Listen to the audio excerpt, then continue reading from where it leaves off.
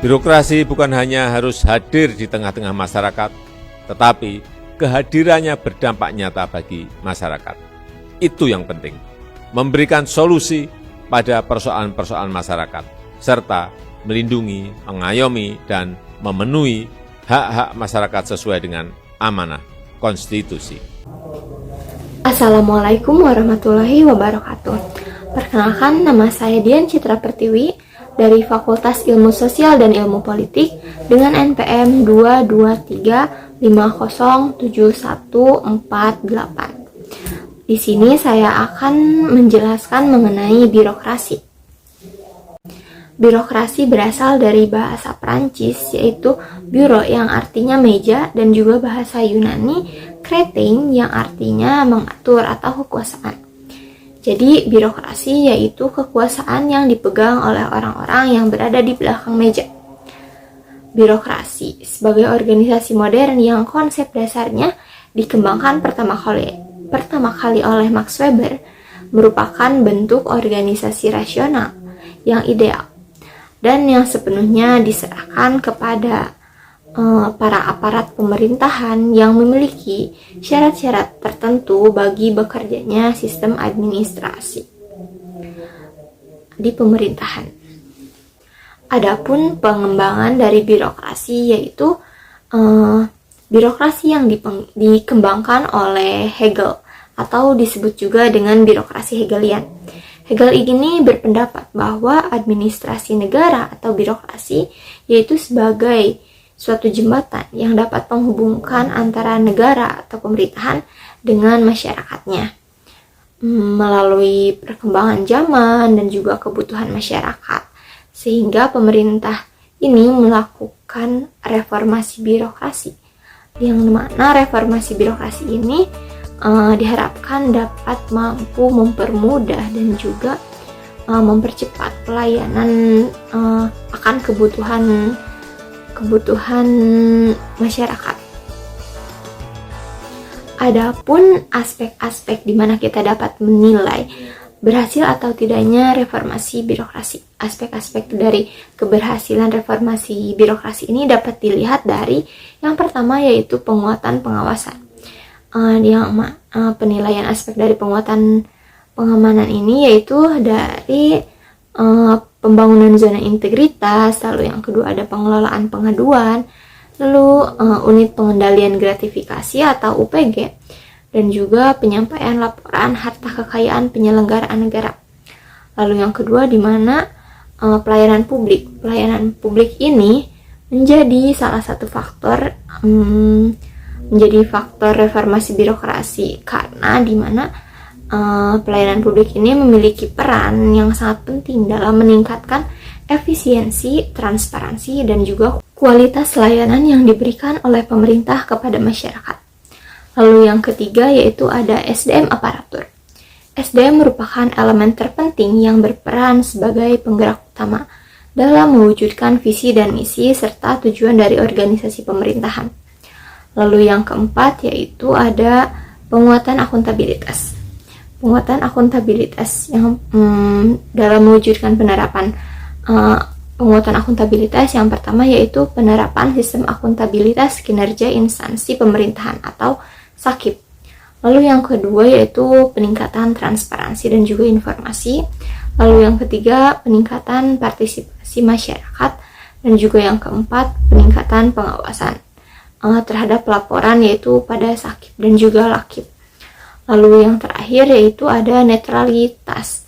Netralitas ini sangat penting dalam reformasi birokrasi, karena hal ini memastikan bahwa birokrasi ini berfungsi secara adil, objektif, dan juga profesional tanpa adanya pengaruh politik ataupun kepentingan pribadi yang bisa mempengaruhi pengambilan keputusan ataupun pada kinerja lembaga pemerintahan. Lalu tujuan dari reformasi birokrasi. Apa sih tujuan dari reformasi birokrasi? Tujuannya yaitu diantaranya yang pertama, yaitu meningkatkan efisiensi dan juga efektivitas birokrasi. Birokrasi yang efisien dan juga efektif dapat memberikan pelayanan yang cepat, tepat, dan berkualitas kepada masyarakat. Lalu yang kedua yaitu meningkatkan transparansi dan juga akuntabilitas birokrasi. Birokrasi yang transparan, akuntabel, dan juga dapat meningkatkan kepercayaan masyarakat terhadap birokrasi. Lalu yang ketiga yaitu meningkatnya profesionalisme dari aparatur sipil negara. Aparatur sipil negara atau ASN yang profesional dapat melaksanakan tugas-tugasnya secara optimal. Lalu yang keempat yaitu meningkatkan daya saing bangsa. Birokrasi yang efektif dan juga efisien dapat mendorong pembangunan ekonomi dan juga meningkatkan daya saing bangsa di kancah internasional. Seiring dengan inovasi pelayanan publik, tuntutan masyarakat akan suatu pelayanan yang prima dan berkualitas akan semakin menguat. Dan penyelenggara pelayanan publik harus menanggapinya dengan inovasi pelayanan yang terus-menerus, sehingga kepuasan masyarakat semakin meningkat.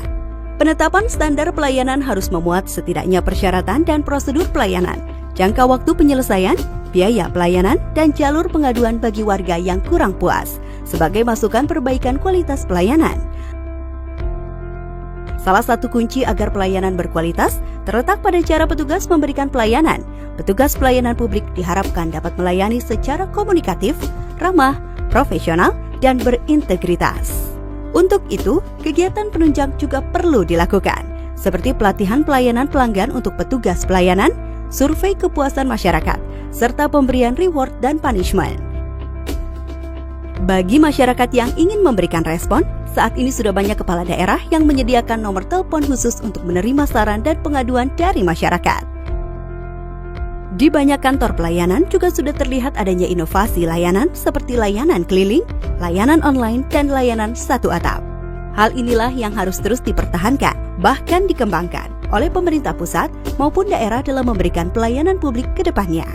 Reformasi birokrasi pada pelayanan publik akan merubah wajah satu badan pelayanan publik dan menjadi pembelajaran bagi badan pelayanan publik lainnya dan terus berkembang hingga seluruh pelayanan publik di Indonesia dapat memberikan pelayanan dengan cepat, tepat, dan memuaskan oleh birokrat yang profesional, ramah, dan berintegritas tinggi.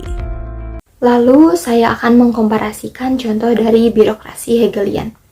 Contoh kasus, ketika pada tahun 2020 kakak ipar saya akan melahirkan di RSUD Kota Tasikmalaya. Pelayanan yang diberikan baik dan langsung. Lalu sehari setelah lahiran, ketika kakak ipar saya akan pulang dan juga keluarga akan melakukan pembayaran, tiba-tiba dari pihak rumah sakit ini menginformasikan bahwa kakak saya ini memiliki BPJS dan juga tidak perlu membayar. Kakak ipar saya dan juga keluarga kaget dikarenakan tidak pernah memiliki kartu BPJS dan tidak pernah ada pemberitahuan bahwa memiliki kartu BPJS sebelumnya. Keluarga saya kebingungan, lalu kakak saya atau suami dari ipar saya ini menelpon temannya yang merupakan anggota DPRD Kota Tasikmalaya, yang ternyata kakak ipar saya ini telah didaftarkan oleh anggota DPRD tersebut ketika mengetahui bahwa ipar saya ini sedang hamil dan juga akan segera melahirkan. Pendaftarannya tanpa sepengetahuan kakak ipar saya ini.